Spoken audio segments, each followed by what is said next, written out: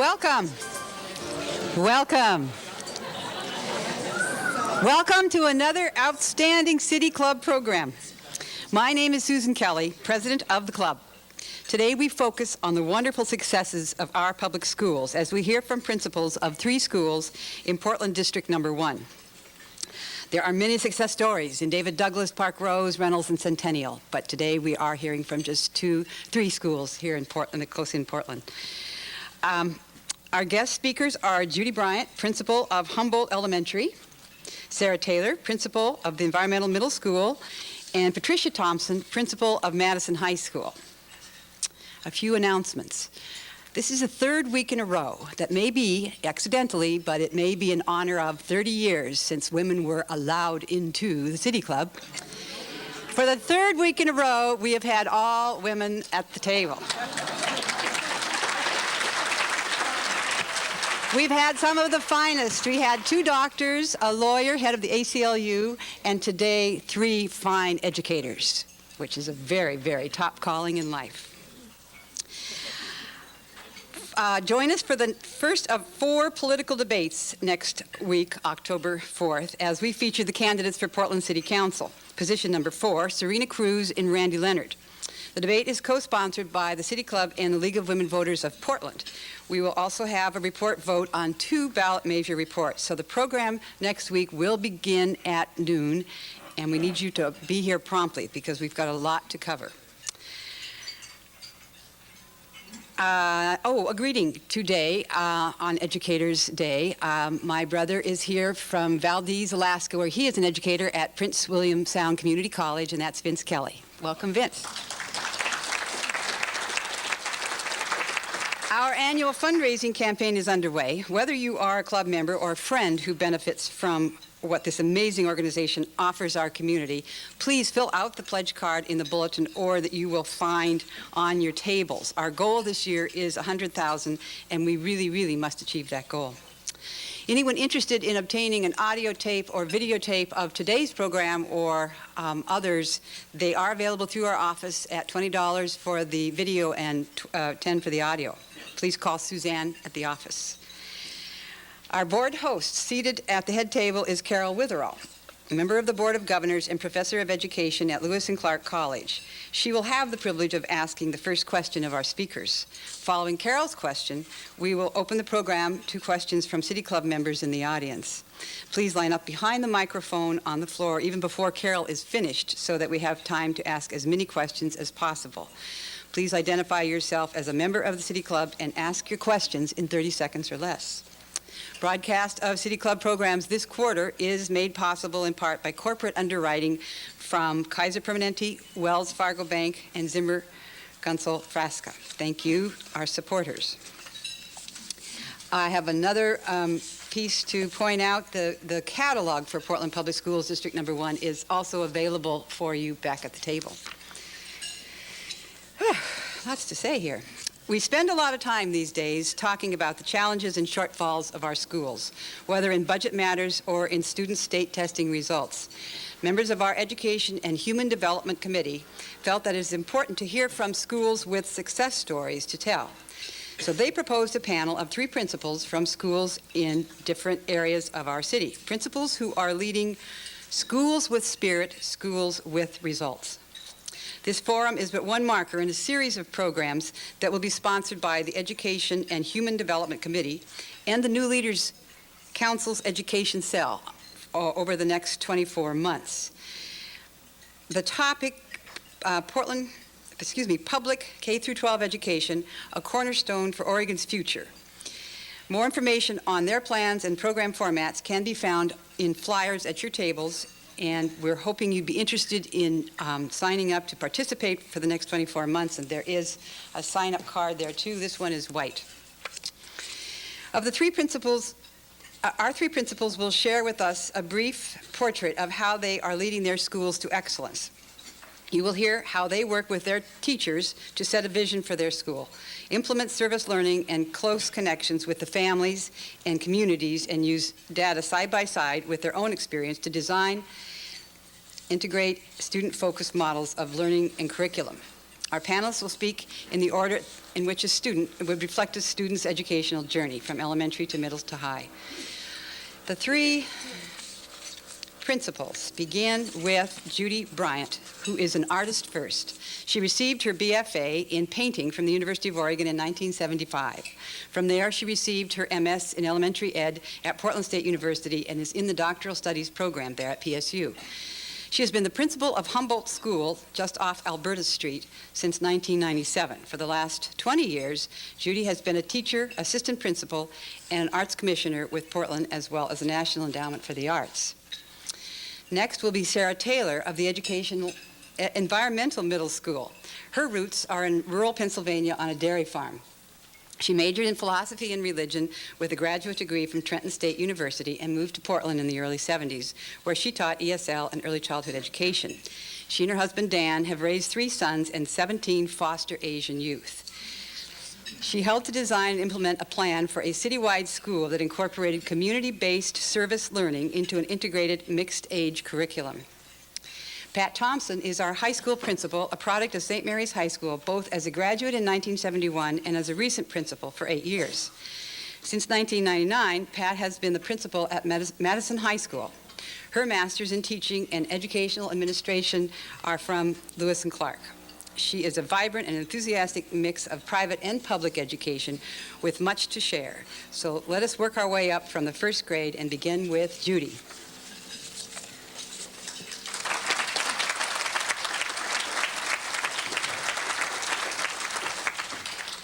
Thank you. I believe I can achieve and succeed at anything I set out to do. I know what I do today will influence what I become tomorrow. I will be a good listener. I will not hinder my own or my classmates' learning in any way. It's my decision. I can learn. I will learn. I am smart. I have potential. I am unique. I want to share that with you. Every morning, our students, we have a morning assembly, and our students line up. They say the Pledge of Allegiance, yes, the Pledge of Allegiance, and they say the Humboldt Pledge, because I wanted my children to say that they were smart every single day, because when Humboldt Elementary School was Oregon's first reconstituted school in 1997, children felt like it was their fault. They said, it's because of us. We can't learn. We're stupid. We're dumb. And I said, no, it's not you. The adults we're going to work to show that that is not the case. And we have been doing that now for the past 5 years. So what I want to say to you is, first of all, I believe in the intellectual capability of all children.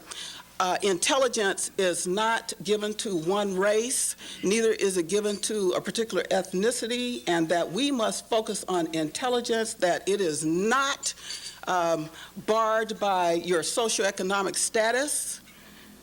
It doesn't matter what part of town you come from. What I'm saying to you is that we need to tap into the intelligence of all of our children. I was one of those little kids from Oakland, California, who people thought it was something wrong with me because I was afraid to speak. And so I didn't talk a lot because I always wanted to have the right answer. And so from my experience of people thinking I needed to go into special ed, but I knew I was brilliant and I was an artist. And so I'm saying I wanted to, when I came to Humboldt Elementary School, I said we must know that these children can learn. So part of this work has to do with the belief system and beating the odds and taking a risk. So I'm just going to share a few things about what we have done at our school and what we are doing to continue our success. One thing I want to say is that, first of all, when I entered the school was quite chaotic in terms of just behavior. Students in the hallway all the time, being sent out of the rooms, all of that.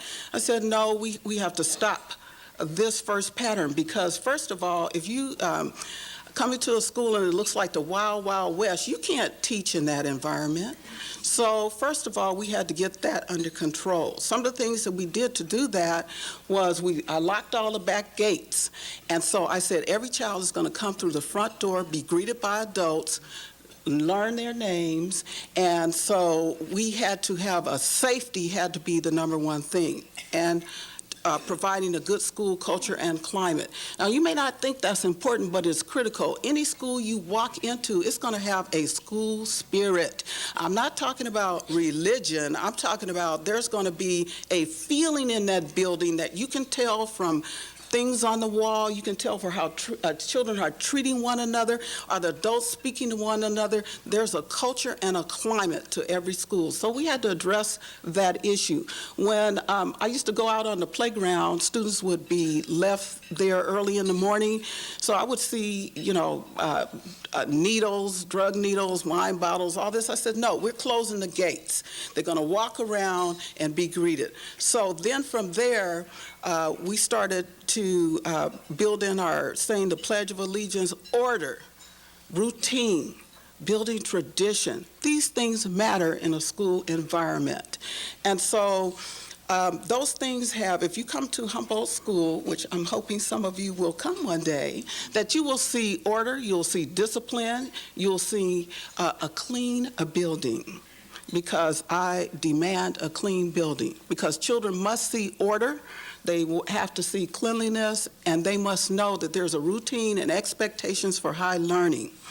So with that said, one of the things I want to talk about, that is the affective domain that we have to talk about. But then there's the academics, and that some of the things we had to do when children could not read in the 5th grade, we were, some of our state test scores were 9% meeting in the 5th grade for reading. I have 2 minutes, I'm gonna go fast here.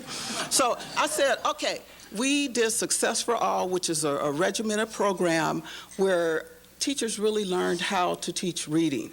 Because believe it or not, elementary teachers can graduate from a university and really not step from that program and know how to teach children how to read. So we have to do something about that. So the burden is left on the school oftentimes to do professional development to help teachers to learn how to do that job. One thing, our parents, another thing is our parents had to be involved. Someone said, how are you going to get the parents involved? I said, I'm not going to get the parents involved. The children are going to get the parents involved. When the children come home excited about their learning, their homework, and their great day at school, parents will come. That has proven to be the case. We had 90% attendance this past year. Our parents coming from conference time, they come to open house. They're doing what we expect them to do, but we're not done yet. And that schools need to be connected to communities. We have SMART program in our building, and I have 1 minute. Thank you so much. And with my 1 minute, you can tell I have a lot to say. You can't tell this story in 8 minutes, but I just want to tell you this. Students are learning. They're excited about learning. They're learning science content. We do art, but of course. And we're working on a humanities-based program and a science-based program, and the children love it. And I think of school as a living lab. That means if we are data-informed, not driven, but data-informed, we do this every quarter. We assess where kids are and where the holes are, and we address those gaps because we are serious about closing the achievement gap. So just watch us.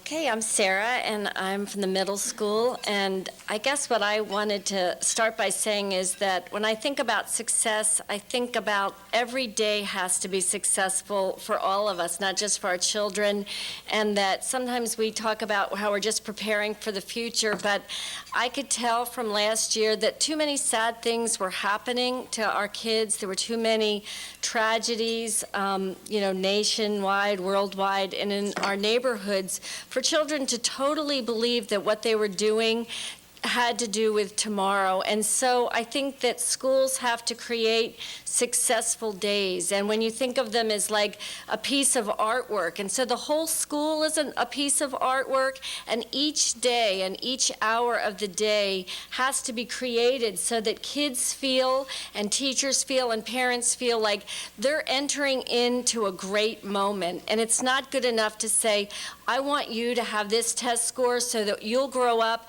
and be 50-year-old and be happy. Because we all know, standing here, that when you get to be a certain age, you understand that what's important is your relationships with other people. And I can't tell any child that we won't have a war, that there will be a good economic situation, that somebody they love won't have a tragedy or get ill. But I can teach them that how they act with other people will give them happiness. And so I think that that's what I want everybody to understand, that schools are not just about the future. They are about the future, but they're also about everybody having a good, happy, joyful day today. You know, and today's a gorgeous day, and we live in Portland, Oregon, and we have all these great kids. And I know for myself and for the teachers that I work with that a beautiful day, a beautiful painting of my life includes children. And for me right now, I've been with all kinds of ages of children, but right now I get to spend my days with 11 to 14-year-olds, and they are an amazing group of children. And I, years ago, because I had all those kids that went through middle school, I began to think if there wasn't maybe another way to help those kids go through that time and stay whole people, because I was a soccer coach for many years, and actually wasn't your child on my soccer team, and I would see kids from the time they were 5 on up, and I thought, ooh, something's not working here. So I sat down on the living room floor with my next door neighbor and a group of educators, and we all decided that we would think up what we thought was a perfect middle school. And I know that's kind of just a crazy thing to do, and believe me, I don't think we thought that would become a school when I look back on it, but that's what we did. And different people would come different weeks, and they would say, well, I think a perfect middle school should have this, and people kind of threw everything into the pot. And we were lucky enough to have some professors from Portland State and Lewis and Clark came over, and people just started coming over, and it was one night a week, and kids would come in and we would say, well, what do you think? And sometimes they would just go outside and play ball on the street. But through that, we put together a proposal, and we gave it to the school board, and Jack Beerworth was the superintendent. We've had a few superintendents since we started this, but he was the superintendent, and he encouraged us, and we were sort of surprised, but they said, go ahead and do this. So we went ahead and did it. And I thought I'd just kind of share some of the things that we talked about on that floor, that now it's 8 years. And one of the things we wanted is we wanted a citywide school. We wanted a school where kids would come from St. John's and Woodlawn and Irvington and all over the city, because what we believed was you have to teach kids young that this city is bigger than their neighborhood. And so we decided that there's room for all kinds of schools, but the school we were interested in was one that kind of broke down geographical and class barriers. And so right now we take about 7 kids from each of the high school areas in 6th grade. So we just have a lottery, and we take 7 kids from Roosevelt, 7 from Jefferson, Grant, all over the city, and that becomes our student body. And that's been really successful and really wonderful, and those kids have friends from all over the city. We believe that you have to have a small learning community. You don't have to have a small building. We're in a building with another school, but I do think that you have to have a small learning community so that you can greet kids by their name, and so that when I look at test scores, I can look at a name and I understand long before that's ever published that's what that child is. That's their situation, and I'm already working on it. I don't have to wait for that to be published. I already know, because my learning community is small enough for me to know that. that has to be developmentally appropriate. I was a Head Start director for years, and everybody talked about developmentally appropriate 4-year-olds curriculum, and I'm like, well, we need a developmentally appropriate middle school curriculum. And if any of you have a 12 or 13-year-old, you know they need to be physical, they need to be social, they're incredibly idealistic, they have a great sense of justice, and so we wanted to take those characteristics, and we wanted to let them glow and shine and become the leaders that they were meant to be. And we knew that there was no money. Jack Beerwith was real clear with me, Sarah, there's no money.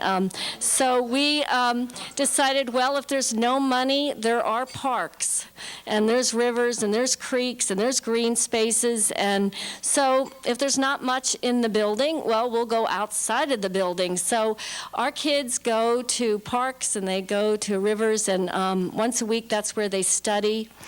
The other thing that we're completely dedicated to is service learning. We're a national service learning school, and if I could give one gift to the district, it would be, to encourage people to do service learning, which isn't just going out and doing a service project, but which is totally having a concept of service embedded in every part of the school. I'd also say that I believe that families are the first teacher, and I believe that if you find ways for families to be involved in your school, they will come, and I totally believe that. And I guess I just like to tell one story, and that is that last year we had a group of 8th graders. They have to all make up a service project. And we had a group of kids, and they decided, I don't know how they decided this, but that they were going to make gardens at Dignity Village. So they said, well, Sarah, what do you think? I said, well, that seems fine, and I helped them a little bit with some ideas, but they did it, and they went out there and they built big raised beds. And I got some potato starts from Linton Feed and Seed, and they spent a day that should have been a vacation day building those with their some dads, and we got a lot of potting soil, and we delivered that, and then they grew gardens.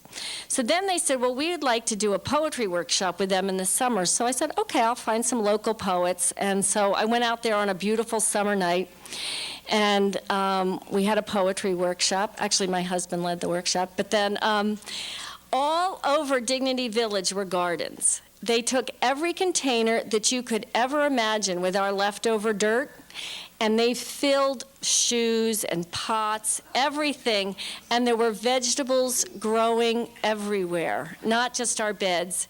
And I don't know, I guess at that moment I felt that what I had dreamt on my friend's living room floor had come true, because our kids not only had great academic and intellectual achievement, because they are incredibly academic and intellectual, but they were able to use that to make a difference in the world, and that's, I guess, my definition of success.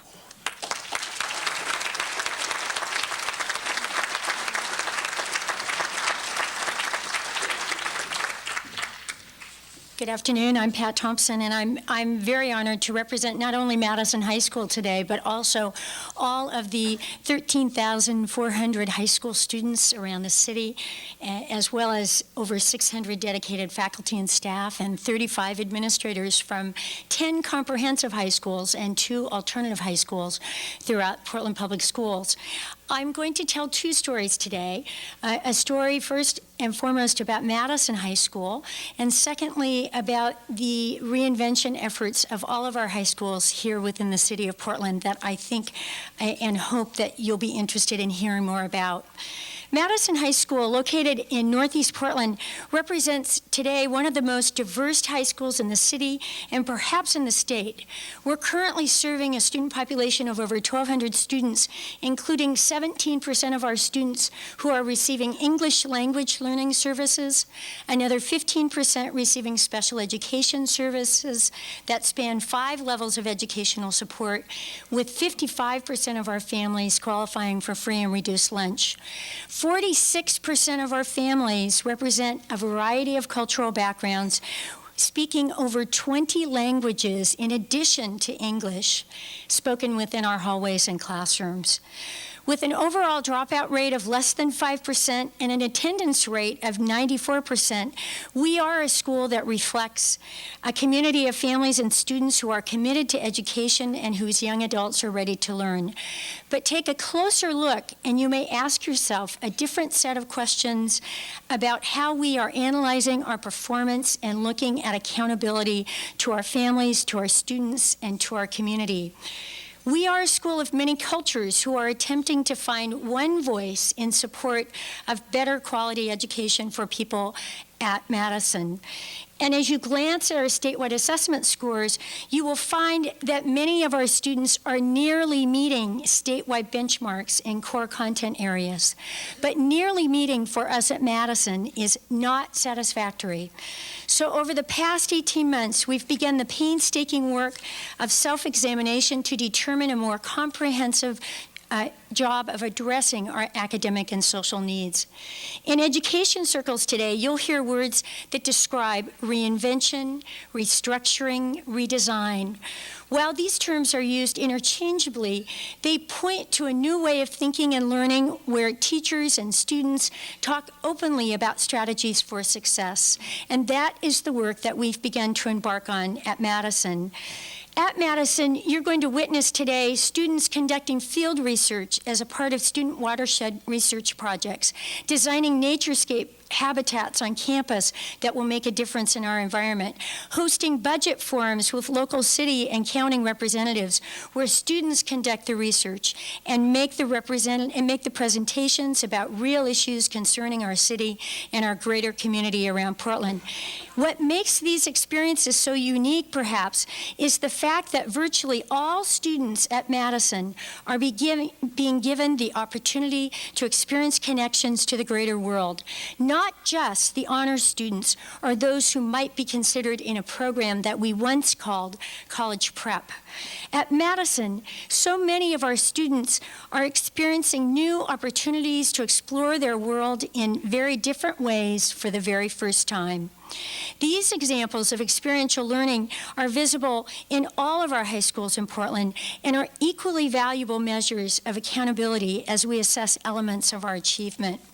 So we've begun at Madison new initiatives on literacy, where we would look at intensive literacy experience, not only for our students in terms of academic literacy and reading for the love of reading, but also in terms of professional development for all of our teachers and staff across the curriculum. A National Science Foundation grant will assist us in the formation of other school-wide initiatives that provide greater support in mathematics and science for our students. We've also begun initiatives on the critical importance of creating relationships and family where every student at Madison will be known. Sarah mentioned becoming small. Well, we're a school representing over 1,200 students. Becoming small for any comprehensive high school becomes a huge challenge. So mentorship for us and for many of our high schools is that opportunity that we can help students be known one by one by one. Our school business partnerships has become vital links between the classroom and the community at Madison. So we're very grateful to our partners, including the City of Portland, CH2M Hill, PGE, the Literary Arts Council, Portland Center Stage, our relationship with universities and colleges, including Lewis and Clark, Portland State, our community colleges, University of Portland. The list goes on, and we're excited about future partnerships with key organizations throughout the city that we hope to forge in the future. While we're proud of this work, we also acknowledge that we have new and continued challenges with high levels of parent involvement that we would like to see happen at Madison. And as only you could imagine, when we represent over 20 different languages and many cultures, we have a significant challenge ahead of us. We know that all of our parents, regardless of their cultural background, are advocates first and foremost for their children. So our goal is to significantly increase the involvement of our parents in their education, because we also know that intuitively and through research that a child's opportunity for success is significantly increased when parent support and involvement is present and purposeful, and rewards of education are valued at the home. I'd like to talk for just a moment now about high school throughout Portland and some of the other work that we're doing in all of our high schools. We've been inspired by the work of Tony Wagner, co-director of Change Leadership at Harvard University and author of Making the Grade. His case for change in America's high schools really have been the impetus for all of our schools in Portland over the last 18 months that have charged us with looking not just at the coverage of material, but the creation of competencies, not just at the understanding of that material, but the coherence that is created through those experiential things that are happening in all of our classrooms around Portland. For our charge today is to create a charge where we create relationships, because there is no learning in schools, as both Judy and Sarah also attested to, unless relationships are present. We also know that we cannot motivate students that we don't know. And so to that end, we have to form relationships through community with all of our high schools. So Tony's imperative, Dr. Wagner's imperative, which has become ours in Portland, is that we need to involve more adults in helping students achieve. We need to create communities for our adults and students and parents that will help get them more involved. And that includes all of you, because our goal is to dedicate ourselves collectively and collaboratively as a system of high schools in Portland to ensure that every high school student has equal opportunity to succeed, regardless of where he or she may reside in our great city. We're very appreciative of the Portland School Board for their support of our superintendent, of the efforts of the Portland Schools Foundation to support our great work with reinvention, both at Madison and with all of our high schools. And while we are concerned about current challenges that face all of our Oregonians with funding issues throughout the state, we know and we are confident of continued support that will help us to continue our important work. So in closing, I want to ask all of you to respect the challenges that all of us have at all of our different levels of education, because truly and fundamentally, whether it's K or 12, we are all seeking one common goal, and that is achievement for all, success for all. Our children throughout the city and the state deserve nothing less. Our collective success depends on the engagement of individuals, businesses, organizations of service, faith communities, and other groups joining together in support of all of our children throughout Portland and throughout the state of Oregon. So we leave you with a question today, and that question is, how will you become engaged in our efforts? Your response to that question will determine our future level of success. Thank you.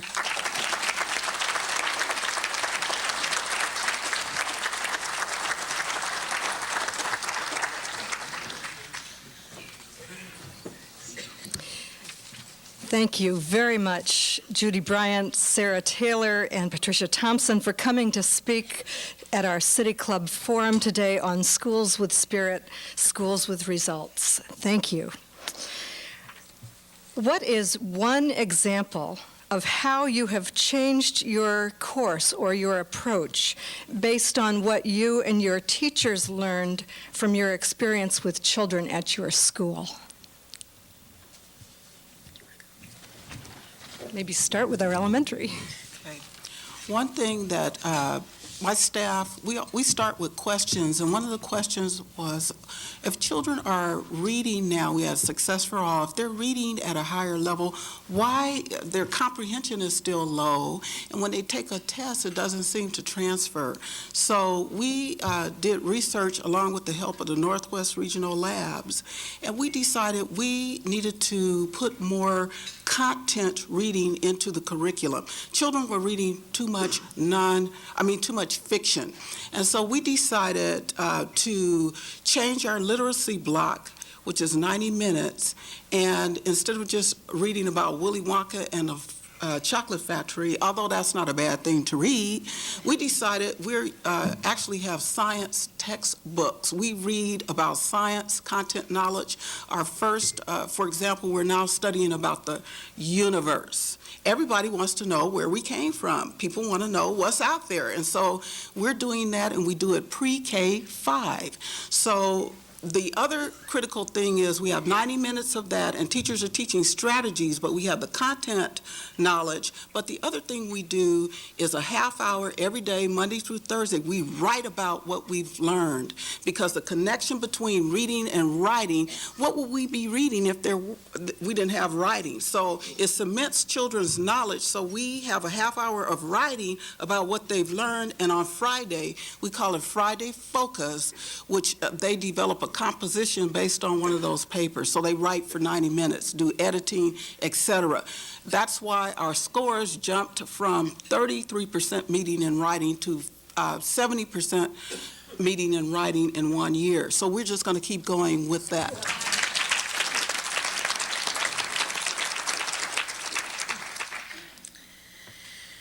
Well, I think my students have taught me a lot of things, but one of the things they taught us was that they want to have a purpose for their learning. They want to know that somebody cares. And I told parents, if you want your kids to love to write, then read what they write and cherish. And we like to say that we like to have a good party at EMS, and that doesn't always mean a dance party, but we invite parents in for celebrations. We invite the community in to find out what the kids have learned. So I think kids have to feel that there's an audience for their learning. And so I guess that's what they've taught me, is have big festivals, have ways that you share what the kids have done, and then they'll work 100% harder on their projects when they know you're going to come and watch. I think I would respond to your question, Carol, by talking a little bit about engagement. At any high school, regardless of size, while you would assume that we would always take advantage of the wisdom of our students, as adults, sometimes we forget that. And so I think our primary purpose over this last 18 months at Madison certainly has been to increase the level of engagement, first with our students, listening to them, talking to them, hearing them talk about the greater need of relevance, and really helping us understand that importance of relationship that I talked about a few minutes ago.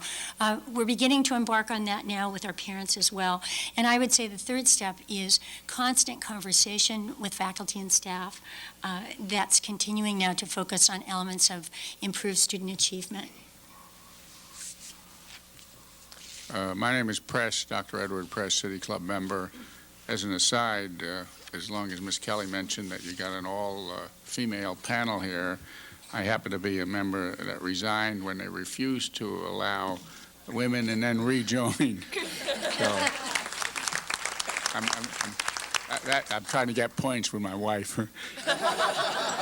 Anyway, my question, limited to 30 seconds, which would be 15 seconds, is for Patricia Thompson. As she mentioned, in her 1,200 students, there were 50 languages, and then later on she said there were 20 languages with different cultures. Whether it's 50 or 20, Ms. Thompson, you need to get interpreters for the, let's say, at least 20. Now, with your limited budget, and this is for the other principals too, how do you manage to get interpreters or people that will get your 20 or 50 different cultures, because we're getting to be a global community? Mm-hmm. How do you manage to get the people in there? Could you give them and us some ideas about that? I think that's an excellent question, and we are struggling with that, to be quite honest. We have access to educational assistants in addition to all of our teachers who perhaps may be bilingual, and so that's the first place that we are beginning at Madison. Certainly, we are not capable of speaking all 20 languages represented there, but we are doing our level best to seek resources within the community at large, as well as the school district whenever possible. So I think our long-range goal is to increase the number of bilingual employees that will help us do a better job of making that connection. And in the interim, we need to be very creative about our relationships with those people who are gifted in speaking another language in assisting us in our efforts. Do you get in touch with other cultures or different churches? Or, I mean, you got bilingual, but that's just 2, and you right. got at least 20. Right. Well, how do you get out to the rest of them? Again, it's an important question. Our most known spoken languages other than English are Spanish, Russian, Vietnamese, and Somali.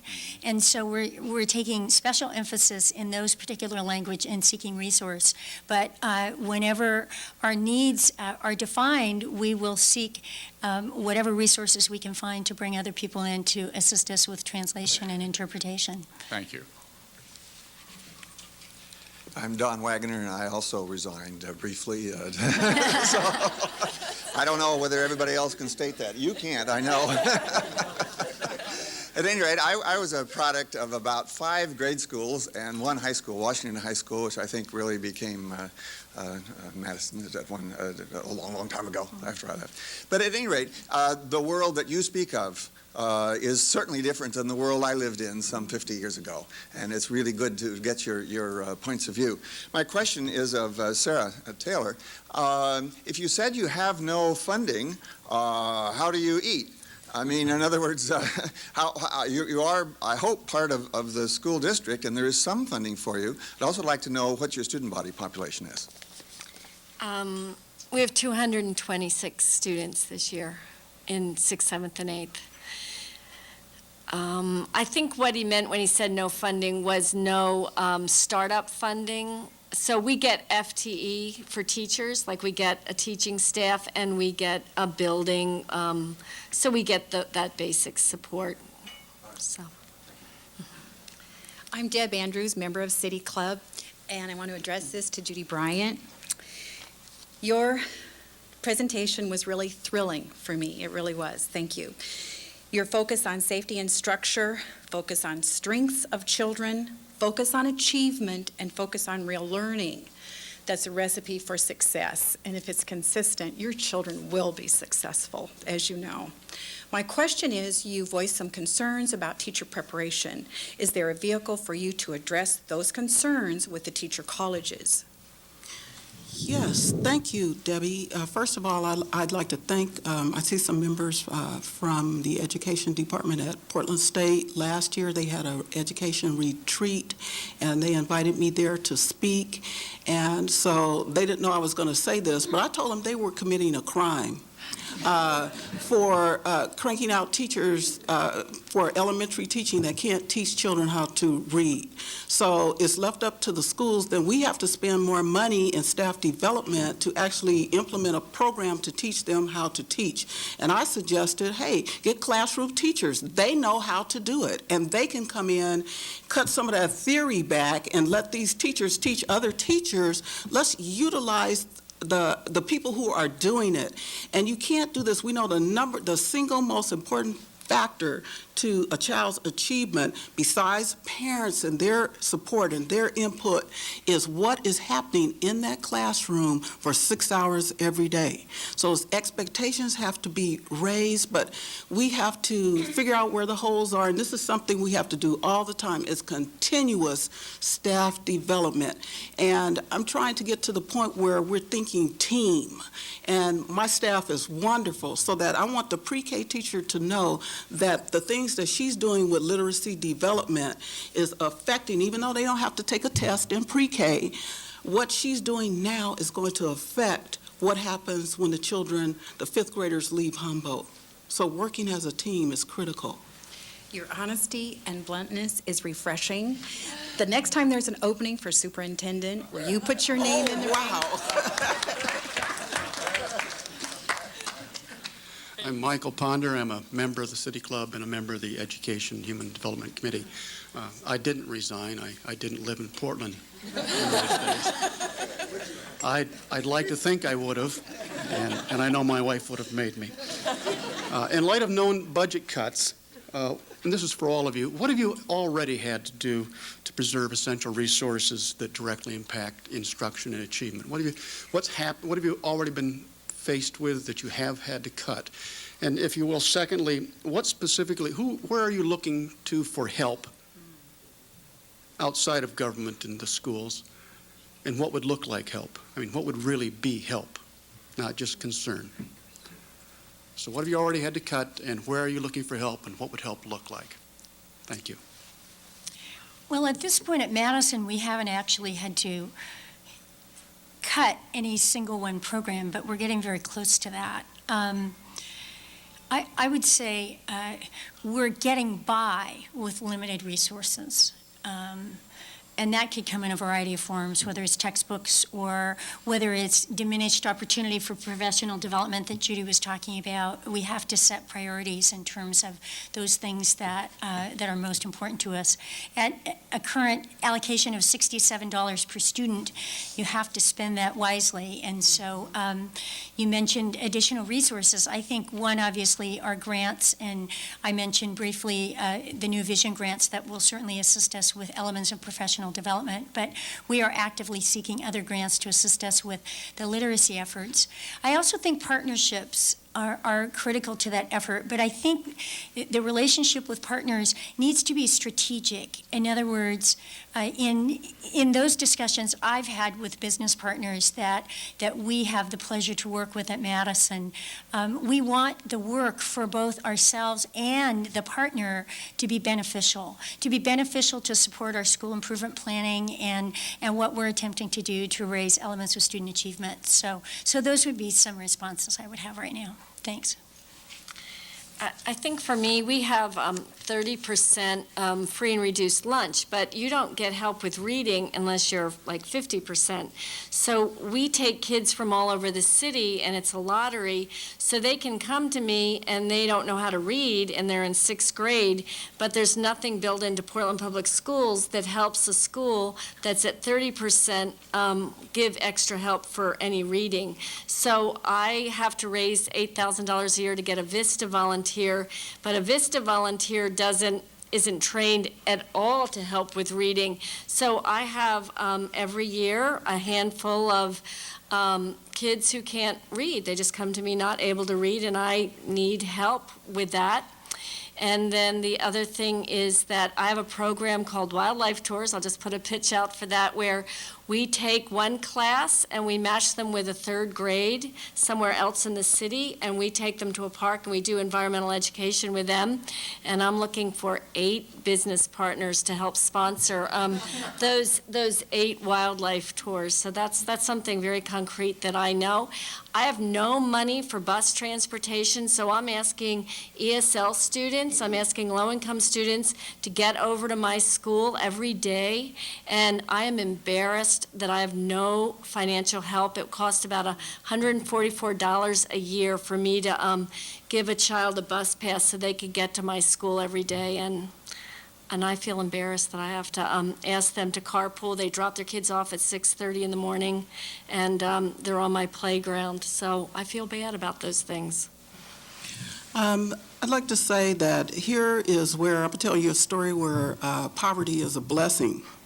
That I have 90% low socioeconomic. We're Title I school-wide. My consolidated budget would be approximately $18,000. Just the copy machine rental alone is half of that.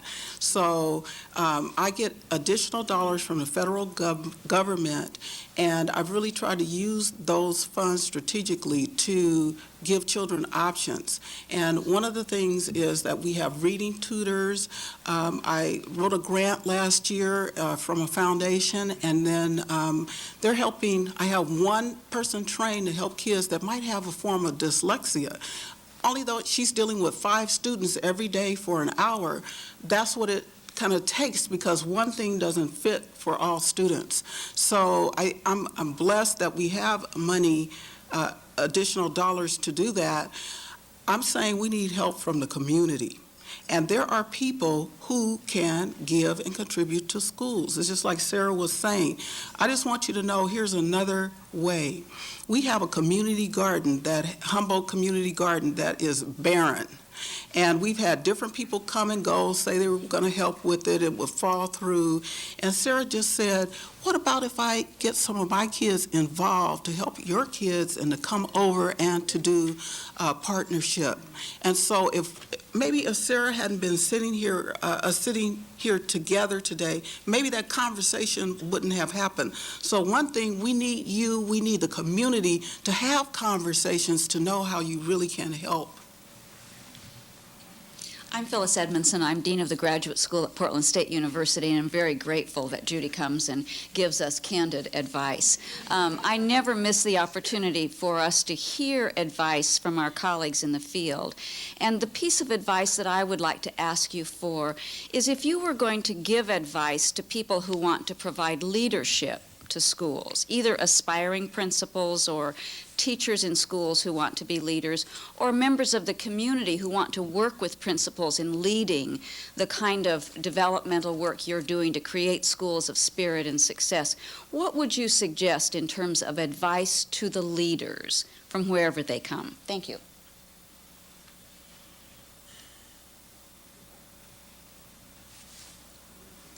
I think I spoke a few minutes ago about the need for strategic decision-making, and I think the first step there is perhaps some opportunity, as Judy just alluded to, of conversation around where our schools are going, what their vision is as a school. And if we could begin to match that and think strategically with leaders from other organizations, I think that would truly support all of our efforts. I'll give you an example. Last year, as one of my principals for a day, and I was honored to have Mayor Vera Katz as one.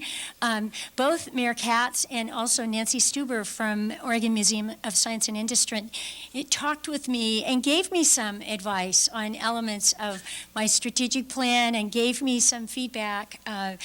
Nancy particularly talking about the challenges that she has within her organization. And I think from a leadership point of view, I think that could be extremely powerful. I have something to say. I want to talk about trading services. For example, and PSU people out there, you know I love you. I want to say that I went to a retreat from Lewis and Clark. It was called The Courage to Lead, where I met with other principals from around the state. That was the most powerful, moving conference I had ever been to. Matter of fact, I cried, I laughed with colleagues. It was just powerful. And so what I'm saying, maybe we could trade services where principals come and talk to future leaders. We trade our services, and you do things working in partnership with Portland Public Schools, because as they're losing money, that working with our doses to say, hey, we have a professional development opportunity for principals, for leadership. Can we work with you? And in turn, we can come and be mentors to other people, to future leaders. So I think I'm going to just throw out this idea about trading services. Let me interject with a question from the floor, and this is for each speaker. What is the present size of each class, or average, per teacher, and what would be the ideal or the goal for you as principals? We have about 30 in a classroom, and probably the teachers would like 24 to 25. My kindergarten class, right now they're about 25. First grade is 18 students, so I reduced their class size. This is another example of using Title I dollars to reduce class size, but I charged my first grade team, the 3 teachers, I said every child, I want them to be reading by the time they leave your classroom, because I'm going to reduce your size, give you the resources, and they did it. And so what I'm saying is that smaller class size, especially at the lower grades, really is critical.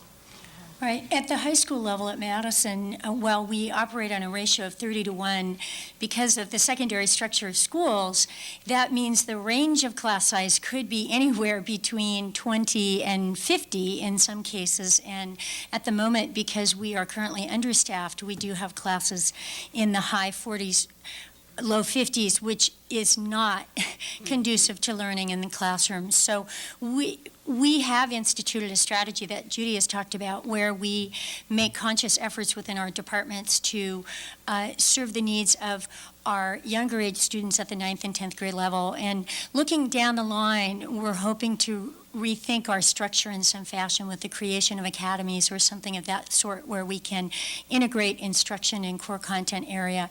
And we think that smaller learning community concept will be what will be most successful for us in the future. Thank you. Thank you. My name is Tom Rule. I'm a City Club member, and I wasn't old enough to resign. Sorry. My question is to all three of you, and it's framed in this way.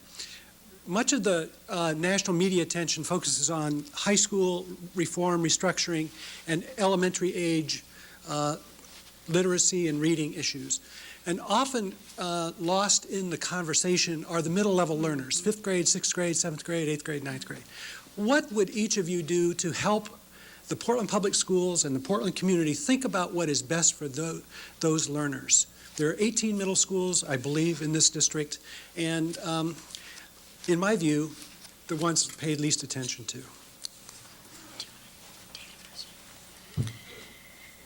Well, I think that when we started the environmental middle school, I sat down and read, all the research that, the Carnegie Institute did on middle level learners, and I think they did a good job. So I think we know what they need. I don't know. Probably they just need to have a conversation about really doing it, not being afraid to go ahead and be developmentally appropriate. I think people are scared that if they're developmentally appropriate with middle schoolers, that they won't be able to adjust to high school. And I guess I just say to have confidence that you don't have to treat them like they're miniature high school students. They can really be their own entity in their own age group, and then they'll be better prepared for high school. The junior high model of treating them like miniature teenagers wasn't successful academically and was really not successful socially. So I guess I would just look at the research and then do what the research says. I'd like to throw in the creativity, just to think about this for a second, because I'm an old middle school teacher, and one thing that I did a lot was to integrate learning, where I taught math, social studies, art, and so the kids would say, what are we doing? Are we doing art, or is this math? And I'd say yes. So one thing I think we need to stimulate and be excited, because by the time a kid gets to middle school, they know the game, okay? You can't fool them. So we need to keep them stimulated, excited, and Sarah and I'm telling you, it pays to have these kind of conversations. But we were just talking about, I said, we need an environmental middle school in North Portland. I said, because look at the success that she's having, but we need that opportunity, because she said she had a waiting list of 100 students. So let's open up another one. This really works. How can we do this? And we're willing. I know my best teachers would be willing to go over and do that and help start that. So I would encourage the community to do that before they get too tired. So I would encourage that to happen. I would just add to Tom's question that I think high school in general can learn a lot from the middle school model. I think it truly is a model of a smaller learning community in that sense. And also, as a former middle school teacher, then known as junior high, we love that age. Those of us who have been in that position before to teach that age, it's a marvelous age, and I wouldn't trade my experiences there. So that would be my comment. We're almost out of time, so maybe we can fit in 2 quick questions if we don't have everybody answer. Okay. Kurt Wavering, member. A quick one, but a hard one. School funding, worst case scenario. If that comes to pass, voters don't approve the measures and so forth, how would that impact your schools?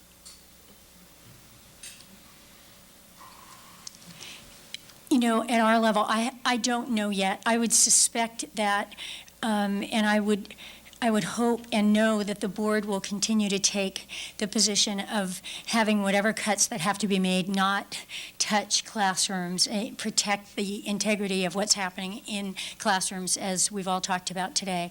But I do think that many of the other services and programs for students at our level potentially would no longer be in existence. So it would be a totally different educational experience than we've ever experienced before. Tom Dunn, I'm a City Club member of a recent vintage, so I'm clean. wonder what you can say about your experience with volunteers in the schools. I don't mean to imply that somehow volunteers would be a solution to a budget shortfall. Maybe you have lots of money, maybe you don't have money, but what about volunteers? Are they in balance a good thing or not, and how does one go about volunteering? Well, I couldn't have the school without volunteers, so I would say that volunteers are just a part of a school. I think all of us would say that volunteers are really, really important, and I would hope that volunteers were viewed as a community of learners and that they're part of the school. You know, they're learning along with the kids, so that's how I see volunteers. And I think any school in Portland, if somebody wanted to be on their site council or felt that they wanted to volunteer, that if they called the principal, that they would find a way for them to be useful in that school. I think people should use their talents and the things that they love when they volunteer. So if you love to do some outdoor stuff, or you want to help kids with reading, or you're an artist, I think there is a way for every adult who wants to be in a school, even if it's just 1 hour a week, to be in that school. And I think if you have great leadership skills or business skills, to join site councils too, because that's a great way to have conversations with school communities. So I think there's lots of room for volunteers. I've got one last thing to say on this 30th anniversary. Before we have too many more people boast about resigning, after the second vote, so many of you had resigned that it only left the negative voters, so a whole bunch of you had to rejoin to vote the third time to allow women in. Thank you to this wonderful panel. We've learned a lot, and I hope we'll all volunteer. City Club is adjourned.